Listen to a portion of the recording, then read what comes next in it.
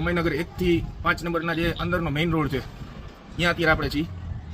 વિસ્તારમાંથી મને ફોન આવ્યો હતો. અત્યારે હું સ્થળ ઉપર રૂબરૂ આવ્યો છું. આ રોડ હમણાં લગભગ 3-4 મહિના પહેલાં જ બન્યો છે. આ રોડમાં તમે જોઈ શકો છો કે સ્પેસ ટેકનોલોજીનો ઉપયોગ થયો છે. પાણીનો નિકાલ ક્યાંય છે નહીં. તમે પાછળ જોઈ શકો છો કે પાણી કેટલું ભરેલું રહે છે. આ પાણીનો નિકાલ નથી થતો એનું કારણ છે બે બાજુ બ્લોક નાખ્યા છે, બ્લોક ઊંચા નાખ્યા છે અને રોડની વચ્ચે જે કુંડી હોય છે ગટરની એ પણ ઊંચી નાખવામાં આવી છે. તો પાણીનો નિકાલ થાય ક્યાંથી? સ્વાભાવિક છે કે આજુબાજુમાં રહેવાસીઓ રહેતા હોય, એના ફરિયા સાફ કરતા હોય, ફરિયા ધોતા હોય તો પાણી રોડ ઉપર આવવાનું છે. તો એનો નિકાલ નથી. આમાં એન્જિનિયરોએ કઈ રીતના પોતાનો મગજ વાપરો છે એ તો મને પણ નથી સમજાતું અને વિસ્તારવાસીઓને પણ નથી સમજાતું.